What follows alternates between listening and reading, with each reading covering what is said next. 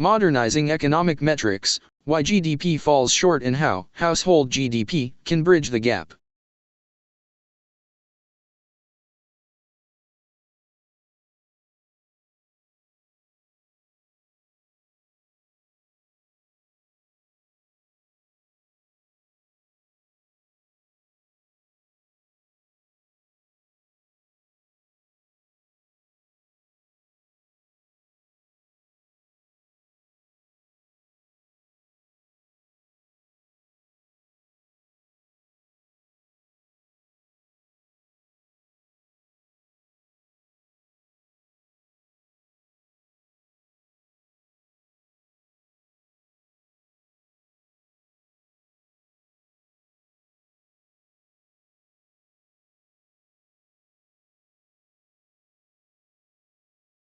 Modernizing economic metrics, why GDP falls short and how household GDP can bridge the gap. Executive Summary. Gross Domestic Product, GDP, has long been the headline measure of economic performance, yet it increasingly fails to reflect the economic reality of modern households. GDP was conceived in an era when many families relied on a single breadwinner and most economic activity ran through formal employment. Today, the landscape has shifted. A majority of households depend on multiple earners, millions of individuals juggle side jobs or freelance gig work, and a significant amount of essential labor, like caregiving and housework, remains unpaid and excluded from GDP. This report examines why national GDP is a flawed metric for capturing household well-being in the 21st century and proposes a complementary framework called household GDP, which aggregates total household earnings across all jobs and income sources. By measuring gross household income and productivity in the era of side hustles and self-employment, household GDP would provide richer insights for policymakers, highlighting disparities, labor market shifts, and financial stress that GDP alone obscures. We outline the concept's rationale, data sources, methodological design, and policy applications, as well as addressing potential limitations, like privacy and standardization. Household GDP is not intended to replace GDP, but to complement it, enabling a more inclusive and nuanced understanding of economic progress that focuses on households' actual financial outcomes alongside aggregate national output. The problem: why traditional GDP misrepresents household economic reality. GDP's historical context and assumptions. GDP was developed in the mid-20th century to measure total economic output, with an implicit focus on market transactions. During that era, the typical household structure featured one primary earner, often the husband, and a homemaker spouse, meaning income distribution within households was simple, and rising GDP largely translated into rising income for the average family. Economist Simon Kuznets, an architect of national income accounting, notably warned in 1934 that GDP omits key aspects of welfare, such as the services of housewives and other family members in the home. Nevertheless, the GDP metric gained prominence as a broad gauge of growth, on the assumption that it correlated strongly with societal prosperity. Those foundational assumptions no longer hold true. Today's economies have evolved beyond the single earner model, and GDP's omissions and blind spots have widened. To illustrate the disconnect, in 1967, only 44% of U.S. married couple families were dual income, and 36% relied on the husband's income alone. By 2020, nearly 60% of these families had both spouses earning, while purely single-earner married families plunged to 19%. This dramatic shift means that measuring just aggregate output per capita, as GDP does, often fails to capture how households actually fare. GDP can grow even as family finances stagnate or worsen, because it doesn't account for how many paychecks each household needs to achieve a given standard of living, nor how income is distributed among individuals. Structural flaws of GDP in the modern economy. Several interrelated trends expose GDP's limitations as a measure of household economic well-being. Multiple earners and dual incomes. With living costs rising faster than single wages, two-income households have become the norm. More than half of U.S. households, 53.3%, had dual incomes by 2019, up from 52% a decade earlier. Middle-class families increasingly require two, or more, paychecks to afford housing, education, and childcare. A generation ago, one stable job might support a family. Now, relying on a single earner is often financially untenable in many regions. GDP growth does not reveal this fundamental change. It counts total output, but ignores how many workers per household it takes to generate that income. A country's GDP can rise even if families are working twice as many total hours to stay afloat. Household GDP as a concept responds to this by focusing on aggregate earnings at the household unit, providing insight into how broadly prosperity is shared and whether multiple incomes are effectively masking stagnation in individual wages.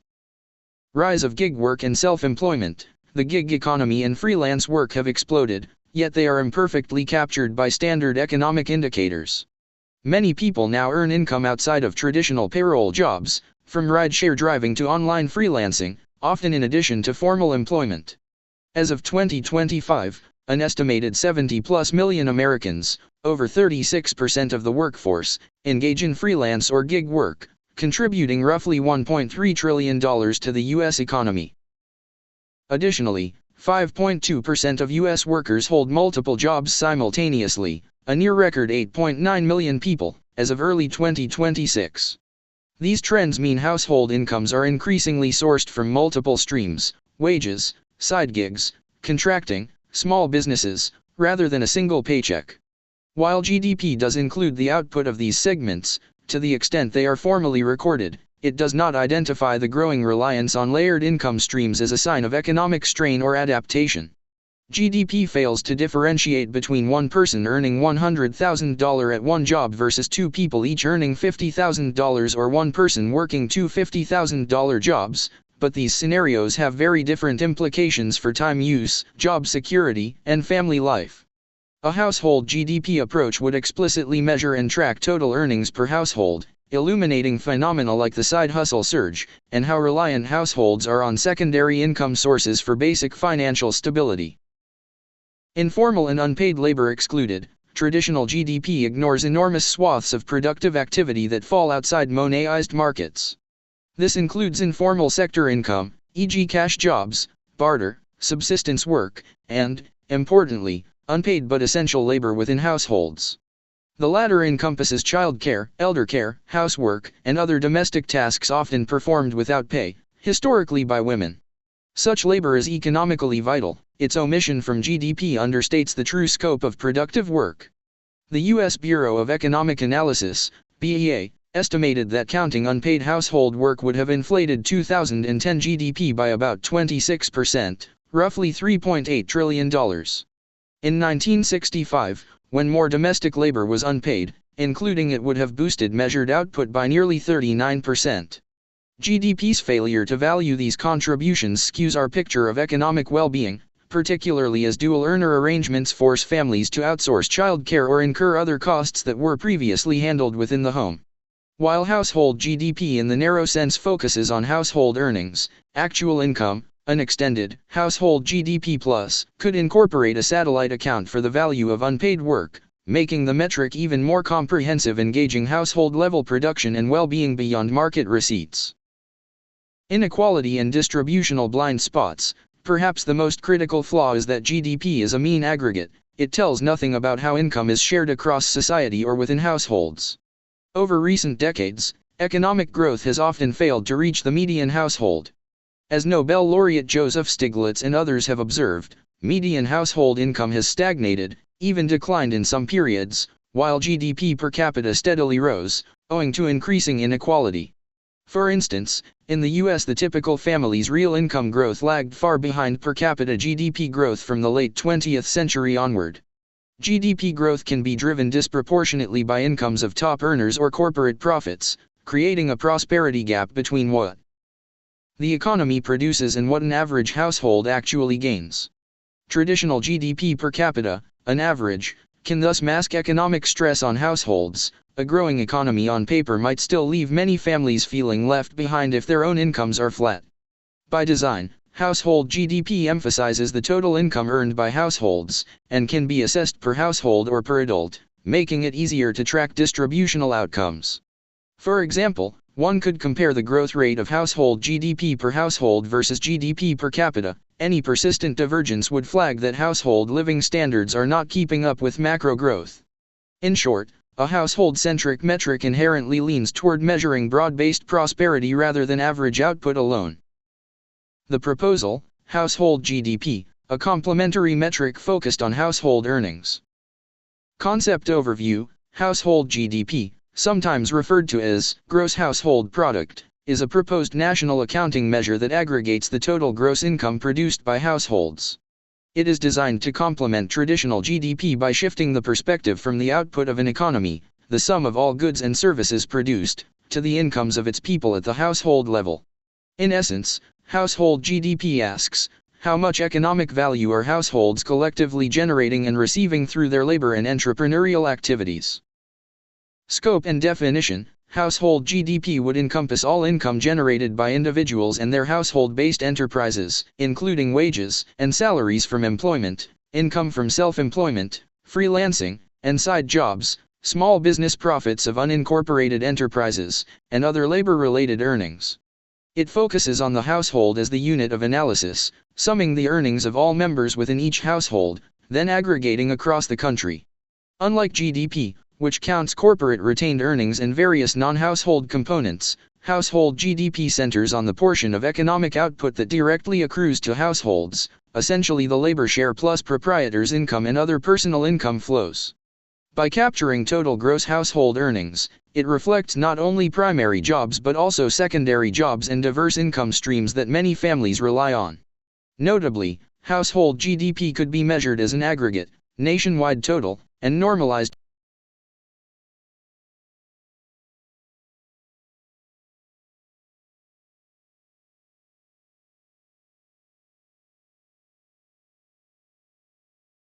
Relationship to existing metrics: this concept aligns with and extends some existing indicators, but is distinct in focus. Traditional GDP tallies output by production location and includes components, like corporate profits retained by firms, government value added, etc., that are not immediately experienced as household income. Gross national income, GNI, and gross domestic income, GDI, are closer to what households and other domestic entities earn, but they still aggregate all income including corporate and government sectors. Median household income is a well-known statistic highlighting the midpoint of household earnings distribution. Household GDP differs by summing all household incomes, not just medians, and by providing an integrated macro framework to compare against GDP. In effect, household GDP would be like taking the national accounts into the micro-domain, answering, if households were considered the production units, what is their total output and how is it evolving? Unlike purely welfare-oriented indices that include health or education metrics, household GDP remains an economic measure, but one that places household-level productivity and earnings at the forefront. It serves as a complementary lens to GDP, not replacing it but adding an official measure that better tracks broad-based economic prosperity and labor market changes impacting families.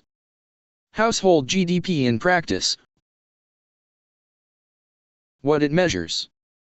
To clarify the concept, the following table contrasts conventional GDP with the proposed household GDP on key dimensions. Conventional GDP. Aspect. National output. Household GDP, household earnings. Definition.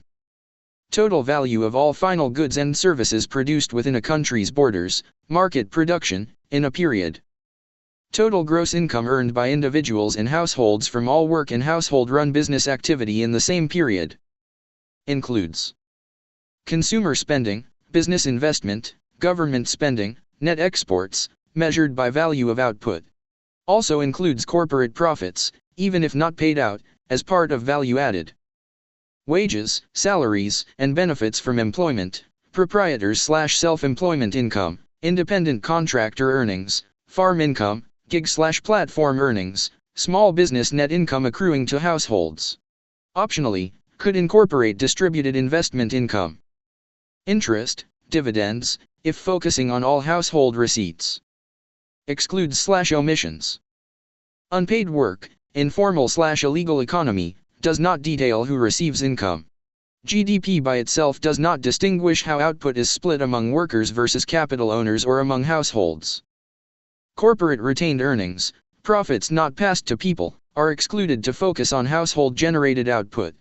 Government transfers could be excluded, to measure only earned income, or reported separately. Valuation of unpaid household labor is excluded in core measure, to restrict to actual earnings, but can be tracked in a satellite account for broader welfare analysis. Unit of analysis. Economy-wide aggregate, typically reported per capita but no direct household-level interpretation. Can be aggregated to national total, but naturally expresses as per household, or per person, and can be disaggregated by demographic or region. Emphasizes household-level economic capacity and participation. Key insight provided. Overall economic size and growth rate, economic pie size, used for productivity and growth analysis at macro scale. Economic well-being and productive contribution of households, shows how much households are earning, and therefore able to spend or save, and reveals multi-earner dynamics. Inequality, and livelihood sustainability. Methodology and data sources. Accurately constructing household GDP would require integrating data from several sources to capture all forms of income. Practically, it could be implemented via enhanced national accounts or a new annual statistical release by agencies like the BEA, in the US, or national statistical offices elsewhere. Income components in accounting. Household GDP, HGDP, would sum up all forms of labor and enterprise income earned by households. In formula terms, for a given time period, example a year. HGDP equals sigma, wages and salaries, plus sigma, proprietor's income, plus sigma, farm income, plus sigma, independent contractor earnings, plus sigma, side hustle/gig income, plus, etc., summed across all households. Each household's contribution is the total of its members' earnings from all jobs and self-employment. This is conceptually related to the personal income statistics in national accounts, but household GDP would focus on gross earnings from work and production, excluding, for instance, pure transfer payments or capital gains, which are not direct production output. Adjustments would be needed to avoid double counting and align with national totals. For example, a small business owner's net income might be captured as proprietor's income, while wages of their employees are counted under wages. Data collection. To populate this metric, statisticians would rely on administrative data and surveys. Key inputs include tax records, payroll data, business income filings, labor force surveys, household surveys revealing multiple job holding, etc., and special surveys of gig/platform earnings. For example, tax forms like W-2S in the U.S. report wages per job. Schedule C or 1099 forms cover non-employee compensation and small business profits. Combining these at a household level, using taxpayer household identifiers while protecting privacy, would yield a comprehensive income tally. National labor force or household income surveys, such as the Current Population Survey or American Community Survey in the U.S., provide cross-checks and help capture data on informal earnings or incomes below tax filing thresholds. Statistical methods could integrate these data sources to construct a complete picture of each household's income portfolio. Advances in data analytics and administrative data linking make such integration more feasible than in the past, albeit with heavy emphasis on confidentiality. Frequency and reporting. Initially, household GDP might be calculated annually, aligned with annual income data. Over time, as data collection improves, a quarterly or semi-annual household GDP could be estimated to align with the GDP release cycle, providing a timelier barometer of household earnings growth. The output could include headline figures such as total household GDP per household, per capita, and growth rates thereof. Distributional breakdowns could accompany the aggregate release, for example, growth in household GDP for the bottom 50% of households versus the top 10%, or differences by region, to directly inform inclusive growth discussions. Incorporating volatility and diversification. Beyond static totals, the household GDP framework could measure income volatility and diversification, two increasingly relevant aspects in the gig age.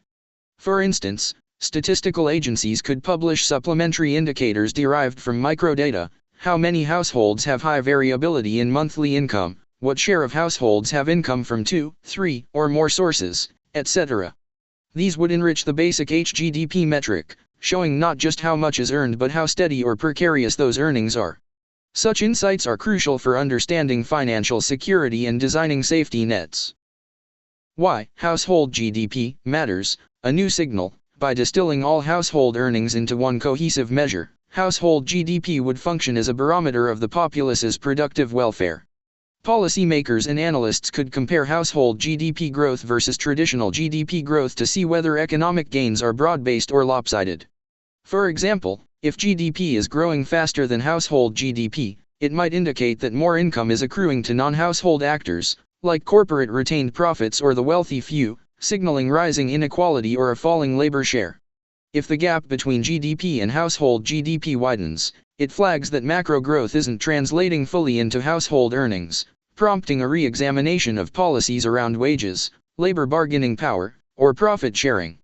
In summary, household GDP offers a clearer mirror for households' economic experience, focusing on the quantity and composition of incomes families bring home, which is a critical complement to knowing the total output of the economy. Policy applications, using household GDP to inform better economic policy. Adopting household GDP as an official statistic would equip policymakers with a powerful tool to monitor living standards and design responsive policies. Key use cases include tracking inclusive growth and inequality. Household GDP can help answer whether economic growth is improving typical households' situations. For instance, if traditional GDP expands briskly but household GDP per household stagnates or only rises for the top earners, policymakers would have early warning of inequality-driven gaps. Use case: a government aiming for inclusive growth could set targets for household GDP per median household growth, not just overall GDP, ensuring that prosperity is widespread. By examining growth contributions to household GDP from different segments, example which deciles are gaining, programs can be tailored to uplift lagging groups, through tax policy, wage support, and training initiatives. Labor market resilience and quality of work. Because household GDP explicitly captures multi-job situations and side gigs, it provides insight into labor market health beyond the unemployment rate. If high GDP growth coincides with many households piecing together multiple jobs to sustain income, it suggests underlying weakness in job quality or wages that might be obscured by a low jobless rate.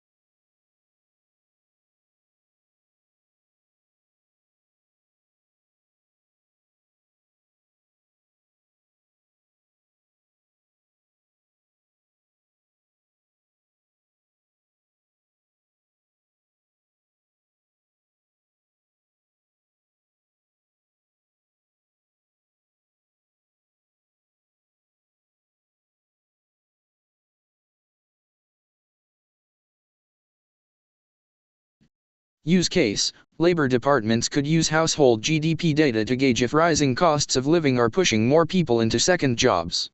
If so, it might prompt policies such as minimum wage adjustments, stronger collective bargaining support, or child care subsidies, to ease the need for dual incomes. Similarly, if a large share of household GDP growth comes from gig work, regulators might focus on ensuring those gigs provide fair income and benefits. Benchmarking living standards: household GDP per household, or per capita, could become a new headline indicator of national well-being, akin to how GDP per capita is often used but more reflective of everyday reality. Internationally, countries could compare household GDP per household as a measure of typical living standards. Use case: a country might find that while its GDP per capita is high, its household GDP per household is relatively lower than peers, perhaps due to high corporate profits but low wages, or lower labor force participation. This would signal to policymakers that improvements in labor share of income or broader workforce inclusion are needed to catch up in terms of household prosperity. Macroeconomic policy and forecasting: central banks and finance ministries can incorporate household GDP into their analysis of economic cycles. Because household earnings largely drive consumer spending, household GDP growth might be a better predictor of consumption trends than aggregate GDP, especially in times of shifting labor patterns. Use case: in an economic shock, say a pandemic or recession, tracking household GDP could quickly show the hit to aggregate household income. If it falls faster than overall GDP, for example, if corporate profits hold up while wages plunge, that informs how aggressive income support or stimulus needs to be to shore up demand.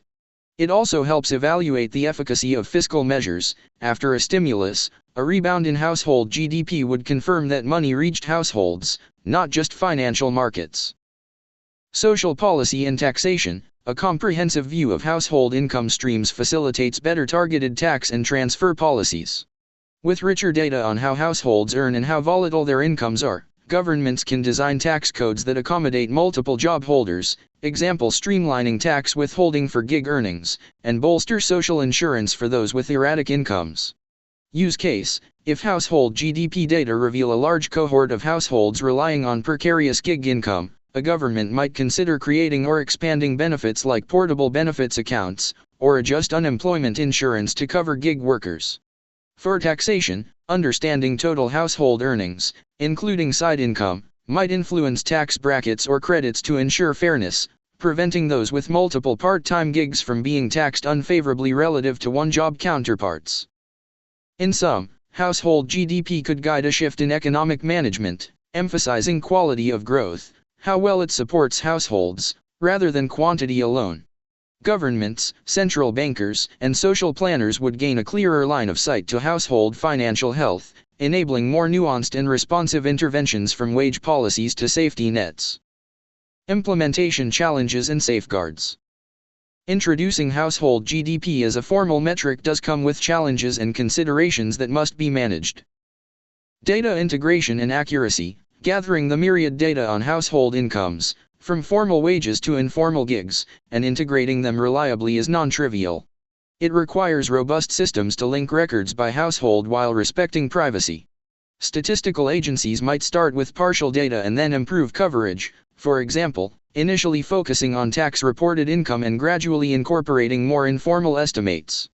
Ensuring that household GDP aligns with known totals, like aggregate compensation of employees from national accounts, would be important for consistency and credibility. Methodologies need transparency, and possibly legislation to mandate reporting of certain income types, example requiring gig platforms to provide standardized earnings reports, to fill data gaps. Privacy and confidentiality: since this metric touches on sensitive individual and household income data, strong privacy safeguards are essential. All data processing should occur under strict confidentiality, with outputs only published in aggregate or anonymized forms. Lessons can be drawn from how agencies handle census and tax data. Gaining public trust in a new indicator will depend on demonstrating that personal information isn't compromised and that the aim is statistical insight, not surveillance. Definition and international comparability: what counts as household earnings could vary by country or over time. For comparability, clear international standards would need to be developed, potentially under the guidance of organizations like the UN Statistics Division as part of the System of National Accounts, SNA, updates. For example, should household GDP include government cash transfers, like Social Security or unemployment benefits? Since those are not earned via current productive activity, the core metric might exclude them, but they could be reported in parallel, to show household disposable income versus earned income. These definitional choices must be consistent and transparent to make household GDP a useful tool globally.